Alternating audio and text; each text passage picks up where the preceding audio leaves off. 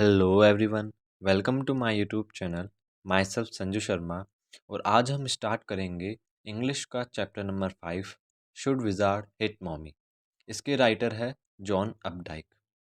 इस वीडियो में हम बेसिकली इस चैप्टर की समरी को डिस्कस करेंगे, जिसमें इम्पोर्टेंट कैरेक्टर्स और इस चैप्टर के अंदर जो भी इम्पोर्टेंट इवेंट्स हुए उनके बारे में जानेंगे, और लास्ट में इस चैप्टर को कंक्लूड भी करेंगे। जो भी हिस्ट्री स्टूडेंट्स इस वीडियो को देख रहे हैं, डिस्क्रिप्शन बॉक्स में हिस्ट्री की प्लेलिस्ट गिवन है, उसको जाकर ज़रूर देखना। वीडियो में लास्ट तक बने रहना। Let's start.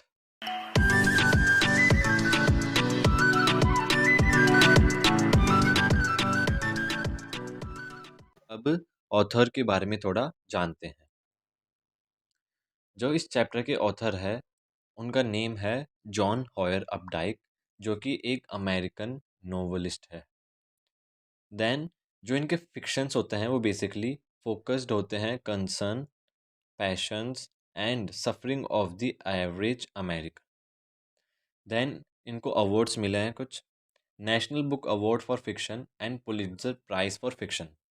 बेसिकली ऑथर के बारे में एग्ज़ाम के अंदर पूछा नहीं जाता, लेकिन चैप्टर को समझने के लिए कि ऑथर क्या बताना चाहते हैं इस चैप्टर में, इसलिए थोड़ा ऑथर के बारे में जानना भी ज़रूरी है। देन कुछ मेन कैरेक्टर्स को देखते हैं। फर्स्ट है जोआन, जिसका नेम जोबी है। She is a Jack and Claire's 4 year old daughter. Jack इसके फादर है एंड जो क्लेयर है वो इसकी मदर है। And she is 4 years old daughter. She is a growing girl and she has begin to contradict things. मतलब कि जब स्टोरीज इसको सुनाया जाता है तो ये बीच में क्वेश्चंस करती है, मतलब कॉन्ट्राडिक्ट करती है थिंग्स को, जो कि इसे समझ में नहीं आती। उन चीज़ों पर ये क्वेश्चंस करने लग जाती है। अब एज ए ग्रोइंग गर्ल है तो क्वेश्चंस तो पूछेगी। देन सेकंड कैरेक्टर आते हैं जैक, जो कि इस स्टोरी के प्रोटेगोनिस्ट है, जो लीडिंग कैरेक्टर है। He is a married man. His wife Claire, जो इसकी वाइफ है उसका नेम है क्लेयर, जो कि प्रेग्नेंट है। And she they have a 4 year old daughter, जिसका नेम है जो, एंड 2 ईयर ओल्ड सन, जिसका नेम है बॉबी। देन नेक्स्ट आते हैं कैरेक्टर, बहुत इंपॉर्टेंट कैरेक्टर, रोजर स्कंक, जो कि ये भी एक लीडिंग कैरेक्टर है इस चैप्टर में, इस स्टोरी के अंदर। और इस जो रोजर स्कंक है इसके बारे में जैक बताते हैं जो को, मतलब जो स्टोरी है वो रोजर स्कंक के ऊपर ही है। देन ओल्ड आउल, जो कि एक वाइस क्रिएचर है। देन अ विजार्ड, जो कि एक मैजिशियन है। देन मदर स्कंक, जो कि बेबी स्कंक की मदर है। अब आपको एक इम्पॉर्टेंट मैसेज देना चाहूँगा इस चैप्टर से रिलेटेड। इससे क्या होगा कि जब आप चैप्टर को रीड करेंगे तो आपको आसानी होगी। स्टार्टिंग के अंदर चैप्टर एक तरह से बैकग्राउंड बताया है चैप्टर के बारे में, कि जैक जो को स्टोरी सुनाते हैं वो 2 साल से कैसी स्टोरी सुनाते आ रहे हैं, उसके बारे में बताया स्टार्टिंग में। देन बाद में स्टोरी स्टार्ट होती है। सो जब भी आप चैप्टर को पढ़े तो एक बार ध्यान से पढ़ें। देन इस चैप्टर का इंट्रो देखते हैं। Here is a story about the worldview of a little child and the difficult moral question she raises during the story session with her father। इस स्टोरी में यही बताया बेसिकली कि जो लिटिल चाइल्ड है वो डिफ़िकल्ट मॉरल क्वेश्चंस पूछती है अपने फादर से स्टोरी सेशन के टाइम पर। देन अब समरी पे आते हैं। Should wizard hit mommy summary. The story starts with the daily routine that Jack had been following for 2 years with his daughter Jo. जो स्टोरी स्टार्ट होती है वो हमेशा जैक जो को स्टोरी सुनाते हैं, और ये 2 सालों से होता आ रहा है। His daughter was 2 year old when the tradition started and today she was 4 years old। मतलब कि जब जो 2 years की थी, जब से उसको स्टोरी सुनाने को लग रहे हैं उसके फादर, और अब वो 4 years की हो चुकी है। मतलब कि ये ट्रेडिशन 2 सालों से चलता आ रहा है। The tradition was that Jack would tell Joe a story out of his mind every day in the evening before going to bed and on every Saturday afternoon nap during her nap time। अब जो father है Jack, वो अपनी daughter जो को stories कब कब सुनाते हैं, on the evening before going to bed and on Saturday afternoon nap. Not the issue was that it had been so long he had been telling her stories that he did not have any good ideas for stories left with him. Means कि जो father है Jack उस उनको story सुनाने में कोई परेशानी नहीं है, बट ये है कि 2 सालों से वो स्टोरी सुनाते आ रहे हैं, तो उसकी वजह से उनके पास कोई भी नई स्टोरी नहीं है, कोई भी गुड आइडियाज़ नहीं है स्टोरीज़ के लिए. इवन जो did not sleep during the story sessions anymore.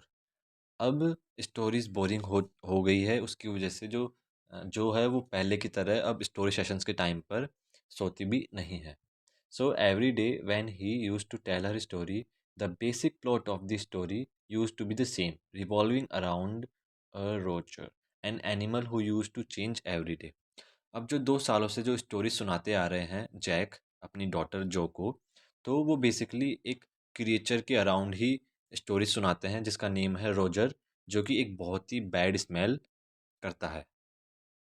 Then Roger used to have a problem and he would approach the wise owl for the help, who would send him to the wizard. अब जो Roger है उसको जो problem है वो हमेशा की तरह वाइस आउल के पास जाता है, और फिर वाइस आउल उसे विजार्ड के पास भेज देता है. द विजार्ड जो कि एक मैजिशियन है would solve Roger's problem but ask for some more pennies than Roger had, and would also give him a solution to go fetch the pennies for from a specific place. अब जो wizard है वो उसकी problem तो solve कर देता है, लेकिन उसके बदले उसे कुछ मनी चाहिए होती है जिसमें इसमें बोला है पेनीज, लेकिन वो इतनी पेनीज रोजर के पास नहीं होती है. इसलिए जो विजार्ड है उसको एक सॉल्यूशन बताता है कि आप स्पेसिफिक जगह पे जाओ, आपको वहाँ पर पेनीज मिल जाएगी. मतलब कि ये एक तरह से बैकग्राउंड बताया कि हर बार की तरह ऐसा ही होता है. Then Roger would go to the that place, fetch the pennies. Then Roger जाता है वो स्पेसिफिक प्लेस के स्पेसिफिक प्लेस पर. देन उसको वहाँ से पेनीज मिलती है और वो विजार्ड को दे देता है, और happily go back and play with his friends. After playing happily with his friends, Roger would back home before it got dark to wait his father, who would be on his way back from Boston. अब जो Roger है वो खेलने के बाद अपने घर जाता है और वहाँ पर वेट करता है किसका, अपने फादर का, जो कि बोस्टन से आ रहे होते हैं. Then Jack would describe what all Roger and his family had for dinner, then end story. Then अपने फादर का वेट कर रहा होता है, उसके बाद जो जैक है जो को स्टोरी सुना रहे होते हैं, वो बताते हैं कि डिनर में वो क्या क्या खाते हैं, क्या क्या बातचीत होती है, और ऐसे स्टोरी ख़त्म हो जाती है. ये बेसिकली बैकग्राउंड बताया है कि हमेशा से ऐसा होता आ रहा है. अब जो स्टोरी है जो अब स्टार्ट होती है. On this specific Saturday afternoon nap, Jack ask Jo about which creature did she want to hear story, to which she replies a skunk. अब सैटरडे आफ्टरनून नैप के लिए जो जैक है वो जो से पूछते हैं कि आपको कौन सी स्टोरी सुननी है, तो जैक बोल तो जो है वो बोलती है स्कंक, मतलब कि जो रोजर स्कंक है उसकी स्टोरी उसको वहाँ पे सुननी है. So Jack started the story with Roger skunk who was very stinky animal. अब जो जैक है वो स्टोरी को स्टार्ट करते हैं रोजर स्कंक से, जो कि एक बहुत ही स्टिंकी एनिमल है, मतलब कि बहुत बैड स्मेल करता है. None of his friends like to play with him. जो उसके जितने भी फ्रेंड्स हैं वो उसके साथ खेलना पसंद नहीं करते हैं. One day he went to the wise owl. अब इस प्रॉब्लम को सॉल्व करने के लिए वो वाइस आउल के पास जाता है. देन द विजार्ड, अब जो वाइस आउल है वो उसको बताता है कि आप विजार्ड के पास जाओ. देन जो विजार्ड है helped him to solve his problem and asked him how he wanted to smell. अब जो विजार्ड है वो उसकी प्रॉब्लम को सॉल्व कर देता है और उसे बोलता है कि आपको कौन सी स्मेल चाहिए उसके बदले, मतलब जो पहले बैड स्मेल है उसके बदले आपको कौन सी स्मेल चाहिए. To this Roger skunk replied he wanted smell like roses. Then जो रोजर स्कंक है वो रिप्लाई करता है कि उसको रोजेस की स्मेल चाहिए. With the wizard's magic he start smelling like roses. Then जो विजार्ड मैजिक दिखाता है, मैजिक करता है, और जो उसकी स्मेल है वो रोजेस में बदल जाती है. Then he did not have enough pennies to pay to the wizard. अब जो पहले अपन ने पढ़ा है कि जो स्टोरीज में जो विज़ार्ड के पास जाता है तो उसके पास उतनी पेनीज़ नहीं होती है। तो इस टाइम पर भी उसके पास पेनीज़ नहीं थी, तो विज़ार्ड बोलता है कि आप एक मैजिक वेल के पास जाओ, वहाँ पर 3 टाइम्स राउंड करो, मतलब कि मैजिक वेल के 3 टाइम्स राउंड करो, देन वहाँ पर आपको 3 पेनीज़ मिल जाएगी। देन जो रॉजर स्कंक है वो जाता है और जो पेनीज़ होती है वो कलेक्ट करता है और उसको विज़ार्ड को दे देता है। Later, he went out and all the other animals gathered around him as he was smelling very good. अब वो वहाँ से चले जाता है। फिर जब वो अपने घर जाता है तो वो अपने फ्रेंड्स, जो उसके फ्रेंड्स हैं, वो सब उसके चारों तरफ खड़े हो जाते हैं और उसकी स्मेल को बहुत पसंद करते हैं। But when he went to home, लेकिन जब वो होम अपने घर जाता है तो उसकी मदर इस स्मेल को पसंद नहीं करती है। वो बोलती है कि किसने तुम्हारी स्मेल को चेंज की। देन रोजर स्कंक है जो पूरी स्टोरी को सुनाता है to his mom, and his mother said she liked his smell earlier. Then उसकी मदर बोलती है कि जो तुम्हारी पहले वाली स्मेल थी वो मुझे ज़्यादा पसंद थी। He smelled the way little skunk वो सपोज टू स्मेल। और फिर उसकी मदर बोलती है कि जैसे एक लिटिल स्कंक को स्मेल करना चाहिए वैसा ही तुम्हें भी करना चाहिए। Then then the skunk told his mom that the other animals ran away from him. Then जो skunk है वो बताता है अपनी मॉम को कि जो अदर एनिमल्स है वो उसके साथ खेलते नहीं है क्योंकि वो बैड स्मेल करता है। But his mom said that she did not care. She took him right back to the wizard. Then उसकी मदर उसको विजार्ड के पास वापस लेकर जाती है। And soon as the wizard opened the door, she gave him one on blowing his head with her umbrella. Then जैसे ही wizard gate खोलता है, अपना डोर खोलता है, तो जो मदर होती है स्कंक की, वो उसके सिर पर अपनी अम्ब्रेला से मारती है। The wizard change the skunk smell. Then जो विजार्ड होता है वो स्कंक की जो स्मेल होती है उसको चेंज कर देता है, पहले वाली बैड स्मेल कर देता है। While going back the skunk here the train coming, his father was coming on that train. जब वो घर जा रहा होता है स्कंक, तो उसको ट्रेन की आवाज़ सुनाई देती है जिसमें उसके फादर आ रहे होते हैं। They had dinner together. When the skunk was about to sleep, his mother came. जब स्कंक सो रहा होता है तो उसकी मदर आती है और उसे बताती है कि she loved him the way he was and there was no need to change. Then उसकी मदर बोलती है कि जैसा तुम स्मेल करते हो वैसे ही मुझे पसंद हो और तुम्हें चेंज होने की ज़रूरत नहीं है। The story ended there. अब यहाँ पर जो स्टोरी है वो एंड हो जाती है, जैक अपनी स्टोरी को कंप्लीट कर देते हैं। अब इसमें जानेंगे कि जो कौन कौन से क्वेश्चंस पूछती है।